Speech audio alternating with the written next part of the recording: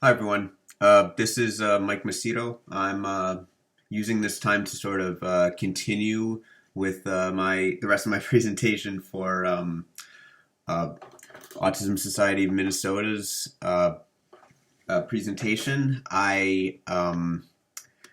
Always I might have mentioned in a lot of my presentations that I'm not too good at time management, and this is a perfect example of that. I had, maybe just a couple more minutes left just to talk about. So, if anyone from the conference or just in general comes across this on YouTube, hopefully it answers some questions for you.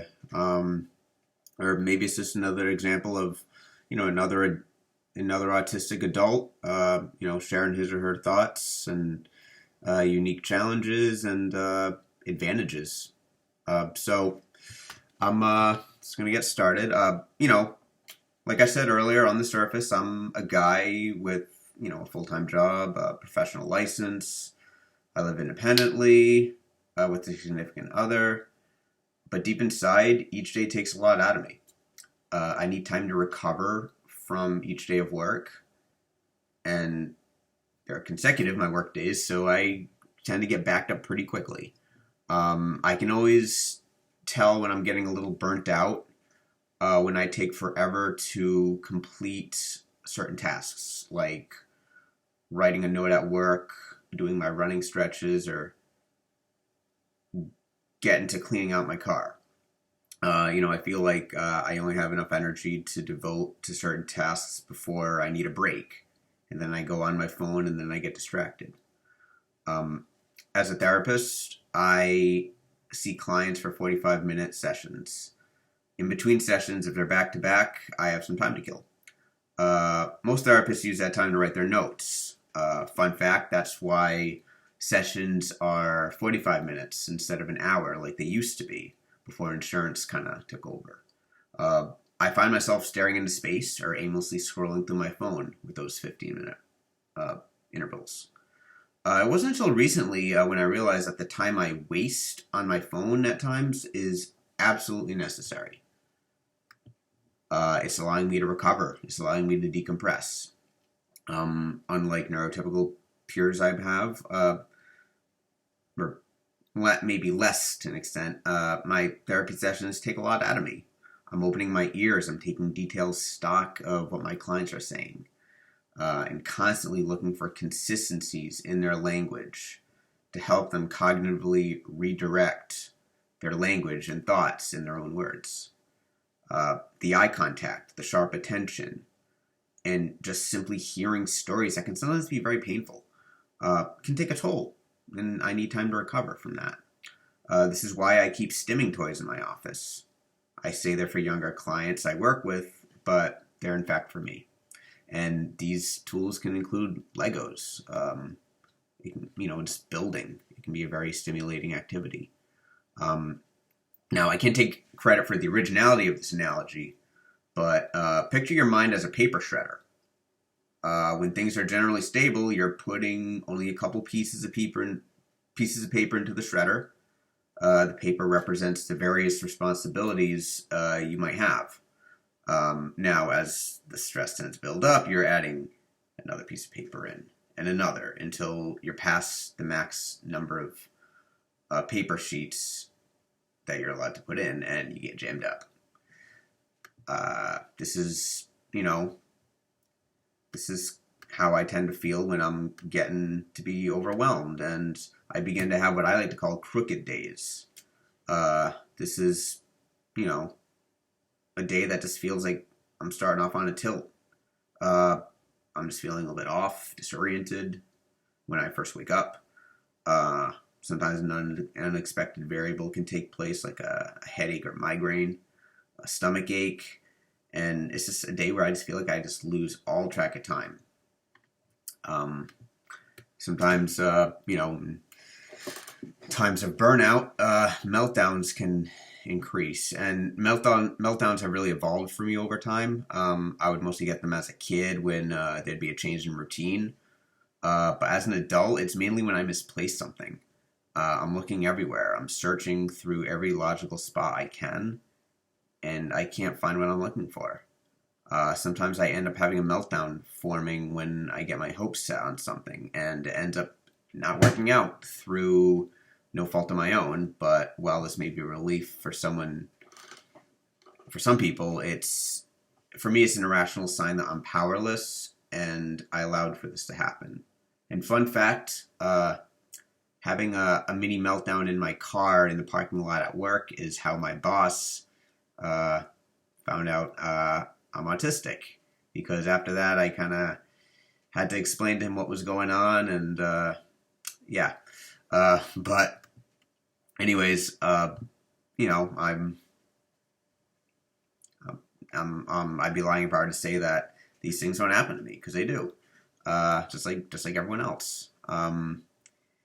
And sometimes. So earlier in the presentation, I shared about how I spend most of my life. I feel like I spend most of my life playing catch up. Sometimes frustration can just build up from that. Some of my peers might already be a few years into their careers. They have families. They have bought houses. It took me a while to finish school, like I mentioned. It took me some time to figure out the infrastructure of the adult world. And what I mean by that is the responsibilities we face as adults.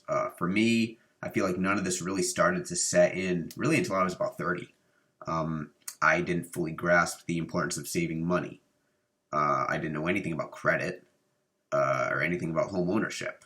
I'm 32 now, and I sometimes still feel like an overgrown kid, while also being an adult, having a professional career, a relationship, and keeping a roof over my head.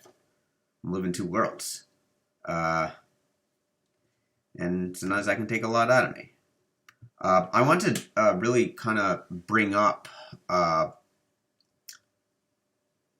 sometimes a majority consensus I get from one of the Facebook groups I'm part of for autistic adults is having autism seem like it's more of a burden and less of a positive thing, because it creates many hardships for people.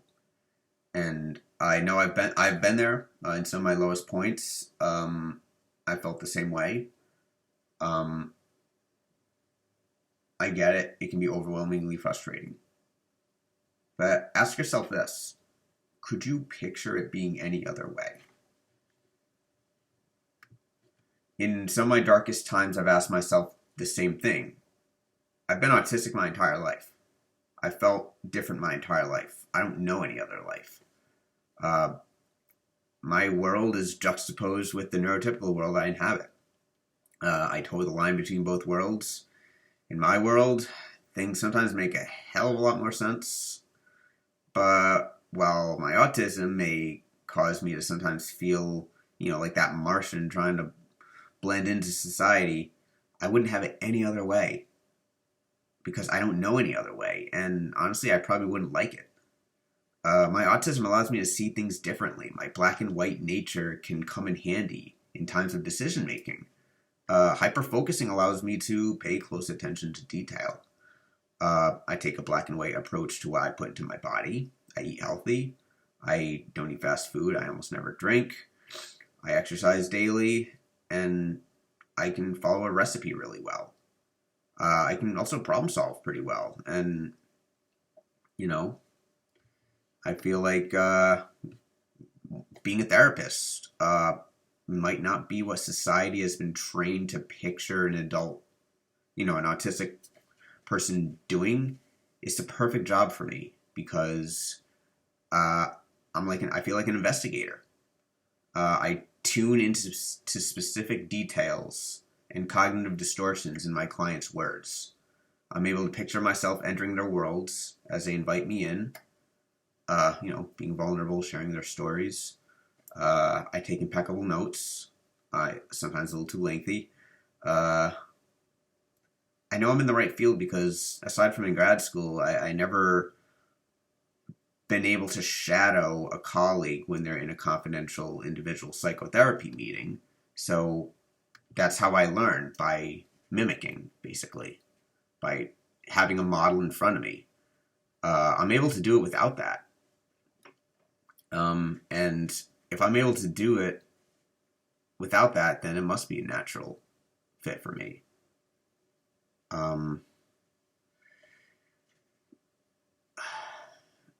It comes to me perhaps more naturally than anything else. That's how I know I'm doing what I need to be doing. The only thing I can think of that brings me more inner contentment is public speaking and advocating. Work Mike is different in a lot of ways than everyday Mike, like I mentioned before. I'm just a different person, and I maybe a lot of you are too. But just so my example is anything but unique, but it's just I wanted to share it just as an example of like, hey, here's some things that I've found helpful about having autism. Maybe in time it will be easier for you to sort of realize how autism makes you you. I know some people like to think that changing the narrative of I have autism versus I'm autistic, but I really think that having autism is using a different is using your brain differently. It's in a lot of ways it's all encompassing, and that's something that it doesn't define us, but it's part of us, and that doesn't have to be a bad thing, even though it might make life tough sometimes.